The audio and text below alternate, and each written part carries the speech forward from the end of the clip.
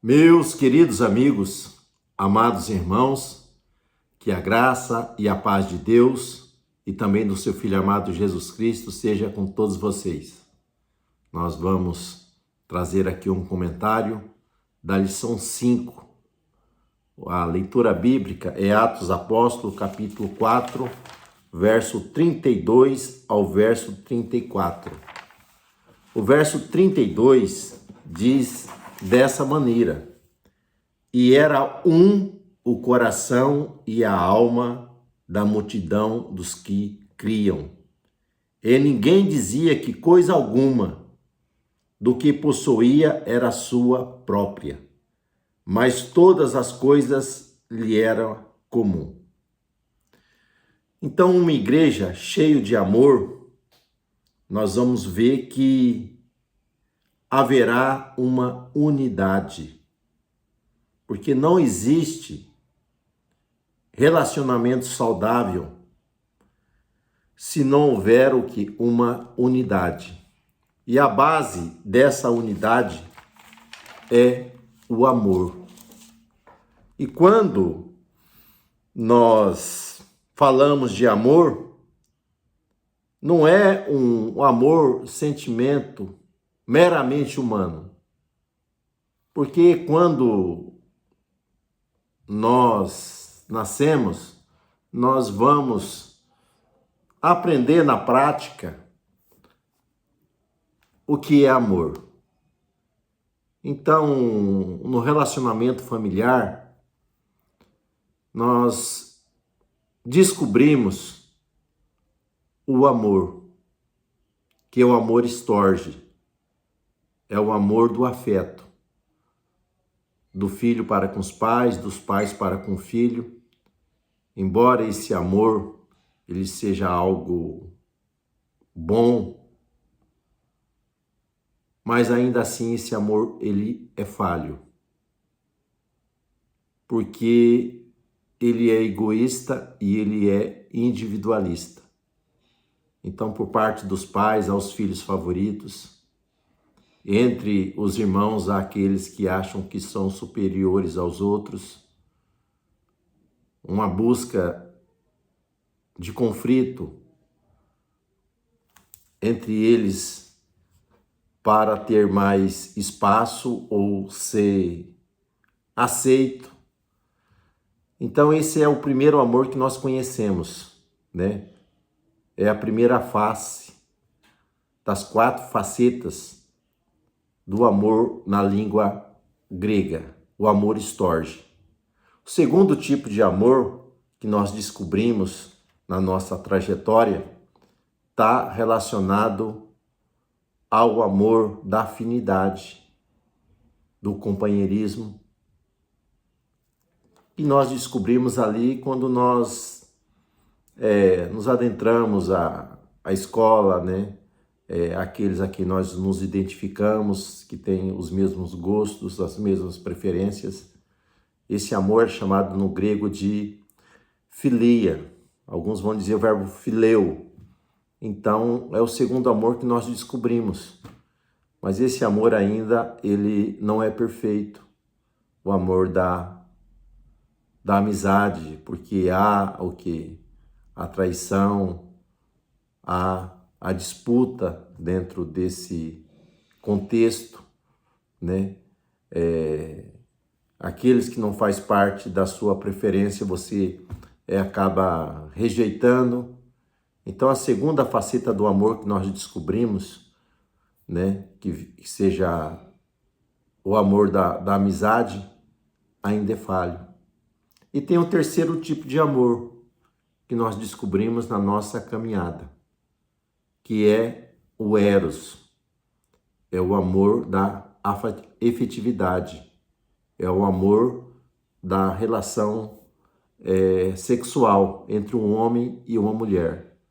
Esse amor nós acabamos de descobrirmos também quando casamos, né? Que há o relacionamento afetivo ali, a intimidade ali do casal.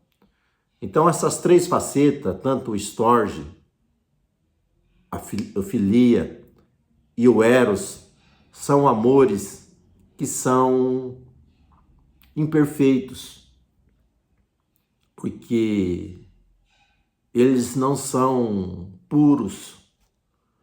Mas como alcançar um verdadeiro amor? Embora a gente, dentro do nosso relacionamento, nós encontramos essas três facetas.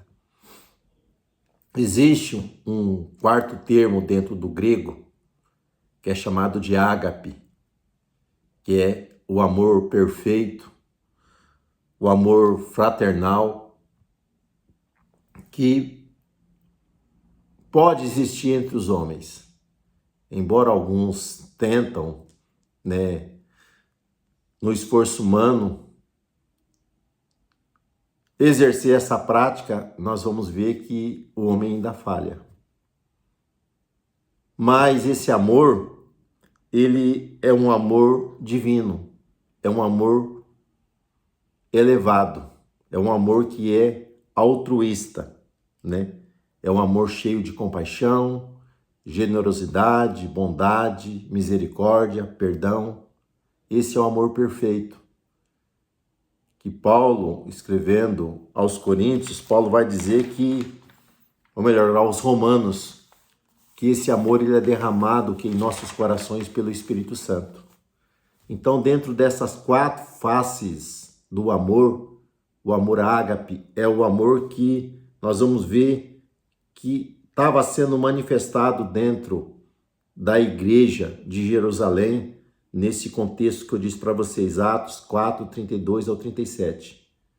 Então, o que faz essa igreja ser uma igreja genuinamente cristã é uma igreja que envolve o amor ágape. E esse amor é um amor que Deus derrama aos corações dos homens. João 3,16 diz que Deus amou o mundo de tal maneira que ele enviou o seu único filho, para que todo aquele que nele crê tenha a vida eterna. Então, o amor ágape, Deus, para salvar toda a humanidade, ele envia o seu único filho, para que a humanidade tenha o quê? Uma comunhão com ele. Então, Deus demonstra o seu amor para conosco.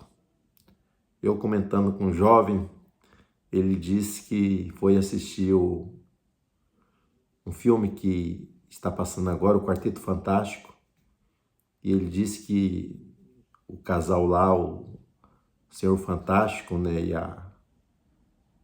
e uma dos componentes lá desse quarteto, eles têm filhos.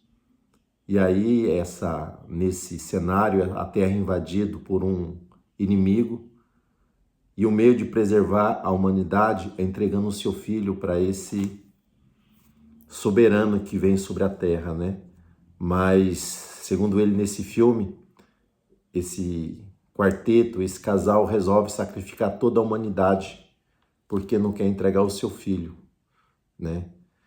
Então, nós vamos ver que, trazendo esse contexto para o contexto bíblico, Deus demonstra que esse amor genuíno para com o homem, enviando o seu Filho amado Jesus Cristo, para resgatar a humanidade perdida, para perdoar os homens. Então Deus usa o quê? De misericórdia, Deus usa de bondade, Deus usa de compaixão para com a humanidade. Então esse amor, ele está sendo evidenciado dentro da igreja ali em Jerusalém. E a igreja, quando ela se inicia, ela se inicia com cerca de 120 discípulos que estão reunidos.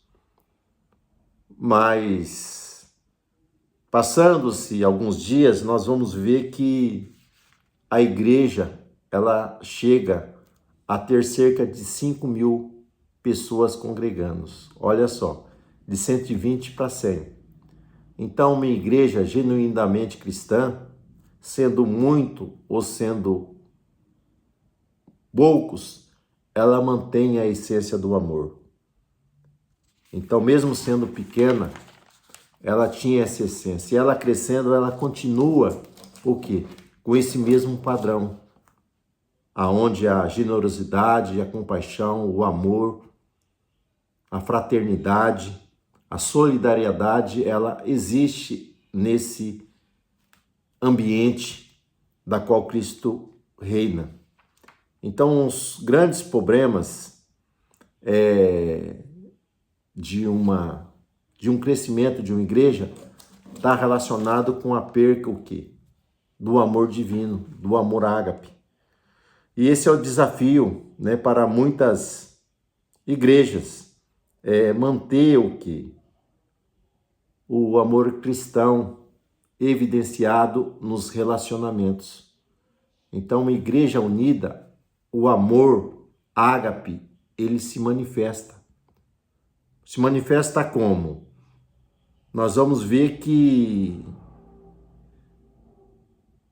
graça é o favor imerecido de Deus para com os homens, né?